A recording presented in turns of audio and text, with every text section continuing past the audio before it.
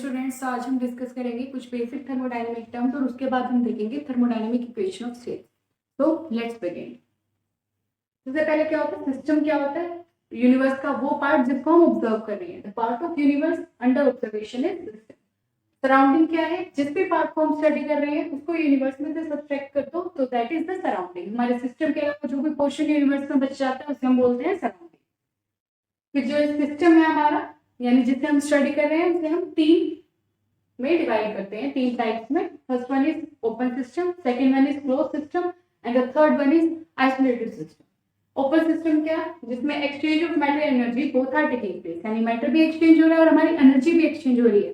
That is open system. Human body जो है that is open system. Close system क्या है? सिर्फ एनर्जी का चेंज। नॉर्मली जो प्रोसेसेस होती है वो क्लोज सिस्टम होती है, वहां सिर्फ एनर्जी का चेंज होता है, मैटर का कोई चेंज नहीं होता। आइसोलेटेड सिस्टम, इसमें ना तो मैटर ही चेंज होगा ना एनर्जी ही चेंज होगी, एक्सचेंज होगी। इसका मतलब क्या है? जैसे कि एग्जांपल हो गया थर्मस फ्लास्क, वो आइसोलेटेड होती है उसकी पूरी वॉल, तो ना कोई एनर्जी में एक्सचेंज होता है ना कोई मैटर में एक्सचेंज होता है। ये हो गए टाइप्स ऑफ सिस्टम हमने स्टडी की। इसके बाद हम देखते हैं स्टेट फंक्शन। स्टेट फंक्शन हम किसे बोलते हैं? वो फंक्शन जो सिर्फ इनिशियल और फाइनल पोजीशन पे डिपेंड है, यानी हम किस पाथ के थ्रू जा रहे हैं उसका उसके ऊपर कोई इफेक्ट नहीं है। उस पर सिर्फ जो इफेक्ट है वो क्या है कि इनिशियल और फाइनल उसकी पोजीशन या स्टेट क्या है, जो सिर्फ इस बात पे डिपेंड कर रहा है, that is the state function. इसके कुछ एग्जांपल्स क्या है? Internal energy, enthalpy, Gibbs free energy, Helmholtz energy, these are the examples of state function. इसके बाद जैसे हमने पहले देखा था कि स्टेट फंक्शन क्या होते हैं? एग्जैक्ट डिफरेंशियल्स होते हैं। जितने भी हमारे स्टेट फंक्शंस है वो सब क्या है? Exact differential.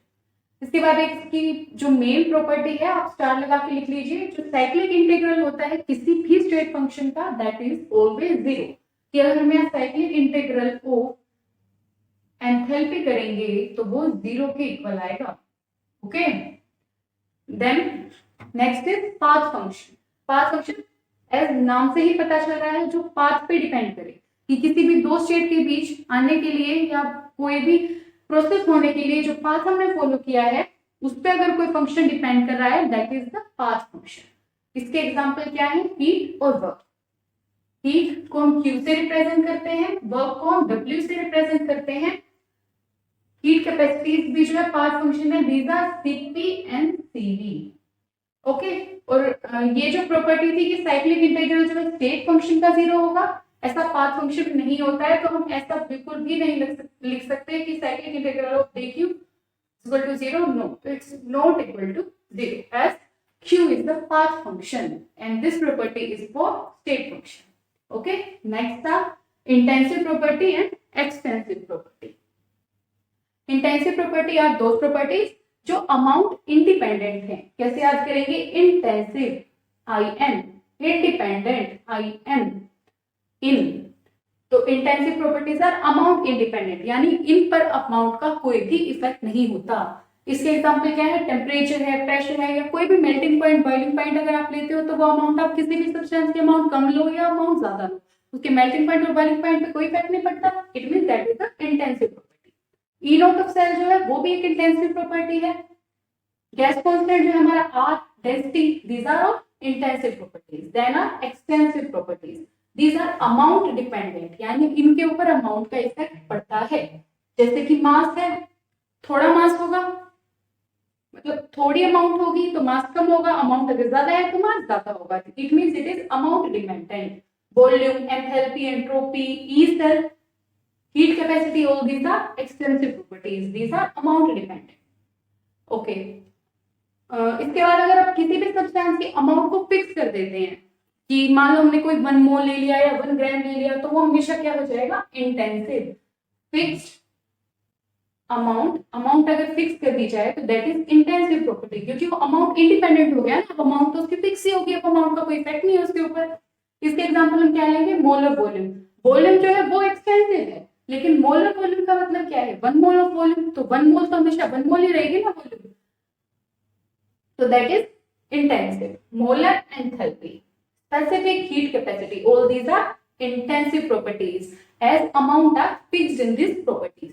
इसके बाद हम कुछ प्रोसेसेस देखेंगे कि कौन कौन से प्रोसेसेस होती है। आइसोथर्मल प्रोसेस, यानी आइसोथर्मल थर्मल से हम देखेंगे temperature is constant, temperature constant means change in temperature will be zero. Isobaric bar क्या है, बार से हम लगाएंगे pressure, that is pressure is constant, तो change in pressure will be zero. Isochoric volume is constant, change in volume will be zero. Adiabatic, adiabatic means heat is constant, जो है zero है, no heat transfer ना, तो ये path function है, तो हम इसे ऐसे नहीं लिख सकते कि डी क्यू जीरो है, no, it's Q is equal to zero, कि सम सिस्टम में जो है हीट ही जीरो। ओके, ये सब हो गई हमारी बेसिक टर्म। इसके बाद हम देखेंगे कि थर्मोडायनेमिक स्टेट ऑफ इक्वेशंस देखेंगे, थर्मोडायनेमिक इक्वेशन ऑफ स्टेट देखेंगे।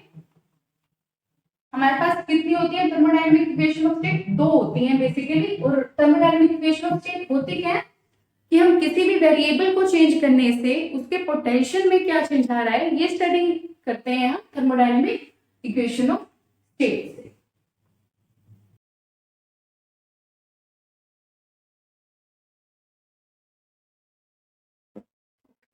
तो अब हम देखेंगे थर्मोडायनेमिक इक्वेशन ऑफ स्टेट। हमारे पास दो होती है ये, एक तो हमें बताती है change in u with respect to v at constant temperature, इसे हम बोलते हैं first equation of state, first thermodynamic equation of state है ये। और सेकंड जो हमारी होती है वो बताती है change in enthalpy with change in pressure at constant temperature, this is second equation of state, this is second, पूरा लिख लो चाहे आप, second thermodynamic equation of state.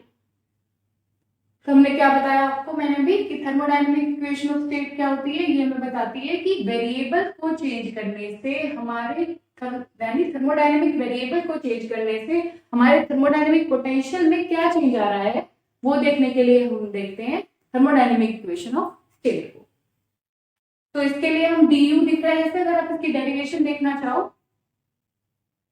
वैसे तो कोई खास नीड है नहीं डेरिवेशन की, आपको डायरेक्ट इसके आंसर ही याद करने हैं, क्योंकि आपको डायरेक्ट अप्लाई करना होता है। एग्जाम में आपके पास इतना टाइम नहीं होता कि आप उसे डिराइव करो और देन आप उसको अप्लाई करो, बट इन केस अगर आप कुछ भूल जाते हैं तो आपको डेरिवेशन आनी चाहिए।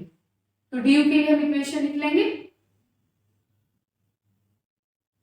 अब तक हम थर्मोडायनेमिक्स के बहुत अच्छे से सीख चुके हैं, तो आई थिंक इसमें हमें कोई प्रॉब्लम नहीं आनी चाहिए इक्वेशन लिखने में।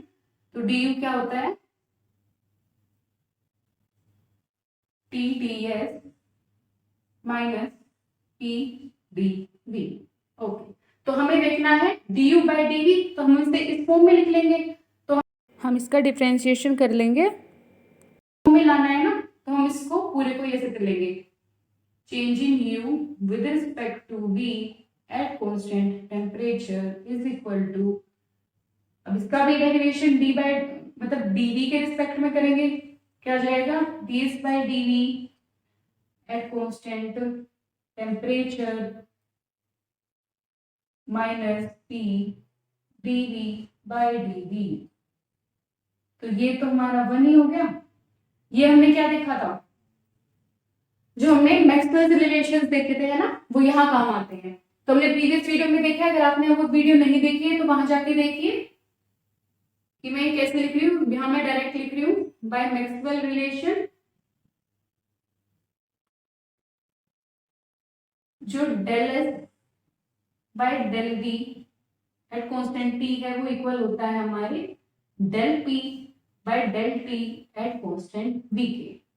So putting this in above equation, we get change in U with respect to V at constant temperature, U is internal energy, V is volume, is equal to P change in pressure with respect to time at constant volume minus P. This is the final equation. That is first equation, ये है हमारी final equation. आपको direct यही याद करनी है, अगर आपसे हो जाती है तो I mean you should try to learn it directly. In case अगर आप भूल जाते तो ये डेरिवेशन है, ठीक है। सिमिलरली हम ये देखेंगे सेकेंड इक्वेशन के लिए, यहाँ हमें क्या चाहिए, डीएच वाली टर्म चाहिए, तो हम सीधा डीएच वाली इक्वेशन लिखेंगे, DH is equal to V D P plus T DS. अब हमें करना है del H by del P करना है, इस फॉर्म में इसे लेके आएंगे, हम करेंगे इसका पूरे का डिफरेंशिएशन। तो कैसे होगा, del H by del P at constant T, here b del p by del p at constant t plus t del s by del p at constant t, ये हो गया 1। ओके, और ये जो है बाय मैक्सवेल रिलेशन, मैं आपको फिर से बता रही हूँ, ये मैं लास्ट वीडियो में कवर कर चुकी हूँ पूरा टॉपिक, मैक्सवेल रिलेशन हम कैसे लिखते हैं थर्मोडायनेमिक्स थ्योरी की हेल्प से। तो अगर आपको ये नहीं आ रहे हैं अभी लिखने, तो आप वहां जाके उस वीडियो को दोबारा देखो, आपको अच्छे से आ जाएगा। तो by Maxwell relation del S by del P at constant T is equal to negative of del B by del T at constant T.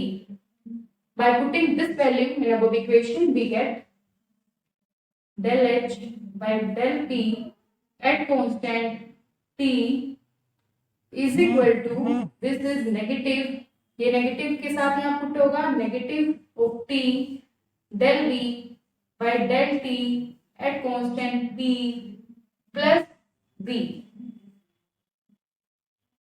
This is our second thermodynamic equation of state, thermodynamic equation of state. So these both are our thermodynamic equations of state, ये आपको directly याद करनी है। इन case अगर आप भूल जाते हो तो मैंने डेरिवेशन बता दी है,